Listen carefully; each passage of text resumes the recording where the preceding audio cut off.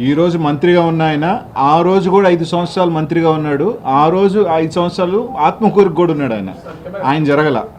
అలాగే ఈరోజు మన ఇరిగేషన్గా ఉన్న ఆయన మంత్రిగా ఉన్న ఆయన ఆల్తూరుపాటు రిజర్వాయర్ ఎమ్మెల్యేగా అడ్డుకుంది ఆయన. అలాగే సోమశిలకు సంబంధించి 100 కోట్ల రూపాయల టెండర్ లాస్ట్ 2 years కింద స్కౌరింగ్ డ్యామేజ్ అయితే వర్క్ పిలిచింది మేము. అలాగే కండలేరుకి కూడా నీళ్ళు ఎక్కువ ఫాస్ట్గా రావాలని చెప్పి దానికి వైడనింగ్కి 800-900 కోట్ల వరకు, అలాగే రాళ్లపాడికి నీకు కూడా నార్త్ కెనాల్ ఇది కూడా 500 ఆ వర్క్ పిలిచింది కూడా ఇప్పుడు తెలుగుదేశం పార్టీ ఎంపీ. దాన్ని ఆయన కంప్లీట్ చేయమని ఫస్ట్ 1600 కోట్లు చూస్తే వాటర్ ఫాస్ట్గా దీనికి పోతుంది.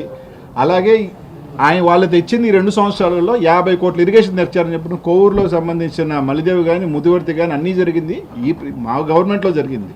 వాళ్ళు ఒక్కటి తేలా. సరే సోమశిల 2 సంవత్సరాలు అయింది, మేము పిలిచిన టెండరే కదా స్కవరింగు.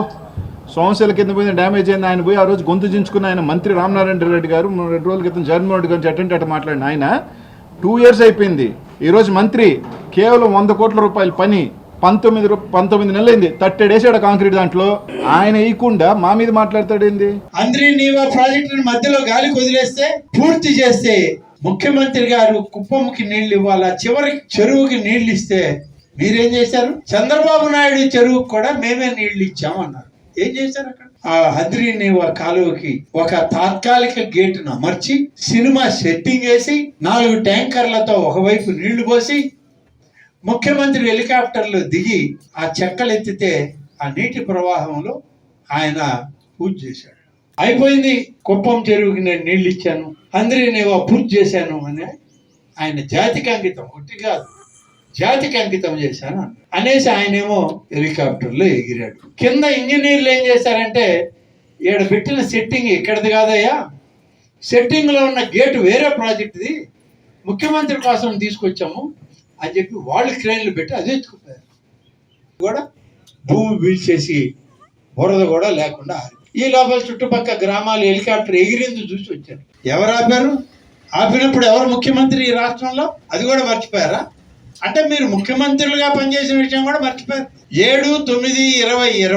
2020లో కేంద్ర జలశక్తి మంత్రి అనుమతి లేని ప్రాజెక్టులని మీరు అనుమతించారు, ప్రాజెక్టులు చేపట్టొద్దని 7/9/2020లో ఒక లేఖ రాసింది కేంద్రం. తర్వాత జూలై 30, 2020లో సిడబ్ల్యూసి అపెక్స్ కౌన్సిల్ ఆమోదం లేకపోతే పనులు చేయొద్దని కేఆర్ఎంబి కమిటీ ఆ రోజు కూడా ఆర్డర్ ఇచ్చారు. 9/2020 రాయలసీమ లిఫ్ట్ ఇరిగేషన్ ప్రాజెక్టు పనులపై నిర్మాణాన్ని నిలిపివేయాలని ఎస్జిటి ఆదేశం ఇచ్చి దీని మీద చర్యలు తీసుకుంటాం మీ మీద అని ఆర్డర్ ఇచ్చారు. డేట్లు ఉన్నాయి ఇక్కడ, ఆర్డర్లు ఉన్నాయి.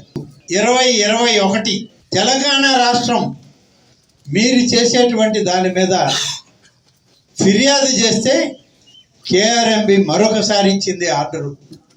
మీరు పనులు మొదలుపెట్టారని మాకు కంప్లైంట్ వచ్చింది, మొదలుపెట్టుంటే ఆపేయండి, మీకు మొదలుపెట్టే అధికారం లేదు. ఏదైనా తరగరాంది జరిగితే ఇక్కడ 72 అక్కడ 62లో మీరు కానీ కాలు జారి ముందుకు పడితే ఏం కావాలి? మీరు మళ్ళీ మేము గజెత్తగాళ్ళం తేవాలి, లేకుంటే బూట్లు పెట్టాలి, పెద్ద పెద్ద వలలు తేవాలి.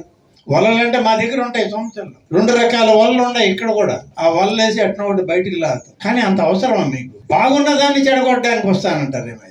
ఇంత దారుణమైన పరిస్థితుల్లో రైతుల్ని మోసం చేయడానికి మీరు చేసేటువంటి ఇంత తప్పుడు విధానాల్లో మీరు చేస్తే ఇవాళ పరిశ్రమలు పెట్టడానికి ఈ రాష్ట్రంలో 25.3% ఈ దేశంలో 30 రాష్ట్రాలు ఉంటే మనకి 30 రాష్ట్రాల్లో 30వ రాష్ట్రం ఆంధ్రప్రదేశ్లో 29 రాష్ట్రాల్లో రానటువంటి పరిశ్రమలు, అంత పెద్ద ఎత్తున పెట్టుబడులు మన రాష్ట్రంలో వచ్చాయని చెప్పి కూటమి ప్రభుత్వాన్ని మీరు తప్పుపడతారా?